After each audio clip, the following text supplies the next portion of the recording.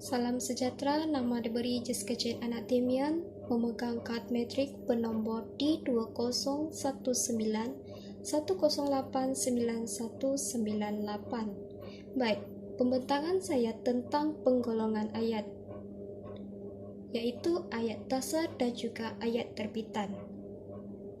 Menurut Kamus Tata Bahasa Dewan edisi ketiga pada 2015, ayat dasar adalah ayat yang menjadi dasar atau sumber bagi pembentukan ayat yang lain dalam sesuatu bahasa. Kesemua ayat mempunyai rangka dasar yang mana berasal daripada beberapa pola tertentu. Melalui pola-pola tertentu ini akan wujud ayat terbitan yang lain. Pada amnya, pola ayat dasar terbagi kepada 4, iaitu yang pertama, pola pertama adalah frasa nama tambah frasa nama. Pola yang kedua, frasa nama tambah frasa kerja. Pola yang ketiga, frasa nama tambah frasa adjektif. Pola yang keempat adalah frasa nama tambah frasa sendi nama. Berdasarkan pola-pola tersebut, konstituen boleh terbentuk daripada satu atau lebih perkataan kecuali pola yang keempat, iaitu frasa nama tambah frasa sendi nama. Kesemua konstituen boleh terdiri daripada lebih daripada satu perkataan, namun binaannya harus masih dalam bentuk frasa. Sebagai contoh, nenek memang sedih tetapi bersyukur kerana 3 cucu dan anak menantu selamat dalam kebakaran, katanya. Ayat ini dipetik dan diambil daripada Sinar Harian. Berdasarkan contoh di atas, nenek itu adalah subjek, manakala memang sedih itu adalah predikat.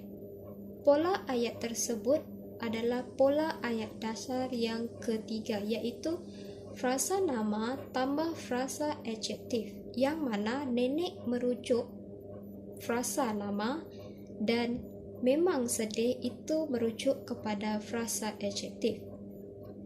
Kedua-dua frasa ini adalah ayat dasar. Ayat terbitan berasal daripada ayat dasar. Oleh itu, ayat terbitan adalah ayat peringkat dalaman yang mengalami perubahan tertentu yang menyebabkan bentuk dasarnya bertukar kepada bentuk yang baharu. Menurut Kamus Tata Bahasa Dewan edisi yang ketiga, penerbitan ayat ini melibatkan beberapa proses, iaitu proses penyusunan semula, proses pengguguran dan juga proses peluasan.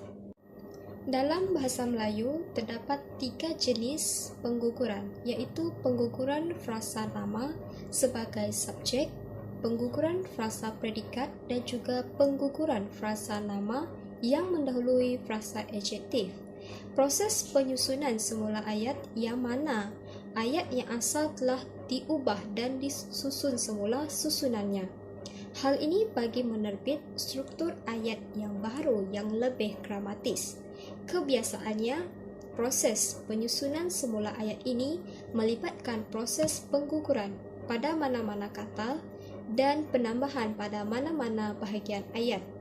Terdapat 3 jenis proses yang terlibat dalam penyusunan semula ayat, iaitu penyusunan semula frasa nama sebagai subjek, penyusunan semula frasa nama sebagai objek dan penyusunan semula melalui ayat songsang. Di samping itu, proses peluasan juga berlaku dalam penerbitan ayat, yang mana ia merupakan unsur-unsur dalam ayat yang baharu. Terdapat 4 jenis peluasan, iaitu peluasan frasa nama sebagai subjek, peluasan frasa predikat, peluasan dengan kata hubung, dan peluasan melalui proses komplementasi. Segalanya tidak menjadi buat skuad projek FAM MSN dan tidak berupaya menyaingi pemain berpengalaman Sarawak United. pada minit ke-30, Akbar mencipta jaringan hat-trick melalui rembatan tidak diselamatkan Al-Iman, utusan Borneo. Berdasarkan contoh tersebut, berlaku proses perluasan dengan kata hubung dan kata hubung ini digunakan untuk menggabungkan dua atau lebih ayat untuk menghasilkan ayat terbitan. Antara teknik yang boleh dilaksanakan dalam pengajaran tata bahasa Melayu adalah teknik steer the class. Teknik steer the class ini memerlukan kerjasama ahli kumpulan ataupun ahli pasukan. Cirinya adalah setiap pasukan mempunyai 3 hingga 5 orang ahli kumpulan. Teknik ini dilaksanakan bagi memudahkan guru untuk mencapai objektif pengajaran mereka. Teknik ini dilaksanakan dengan setiap pasukan perlu duduk di dalam satu bulatan. Misalnya diberikan satu soalan berkaitan dengan jenis perluasan. Kemudian, murid harus membincangkan jawapan, iaitu apakah jenis-jenis perluasan yang terdapat dalam ayat terbitan. Setelah mendapat jawapan ataupun menyelesaikan jawapan tersebut, mereka perlu berdiri dari bahu ke bahu untuk mendapatkan persetujuan.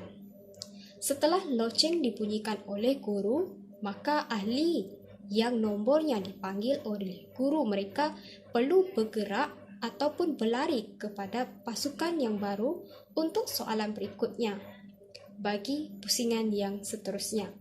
Soalan lain pula akan diberikan menggunakan pelbagai teknik dalam pengajaran dan pembelajaran bertujuan untuk menarik minat murid dan membangkitkan rasa ingin tahu murid serta membolehkan guru mencapai objektif pengajaran dengan lebih berkesan.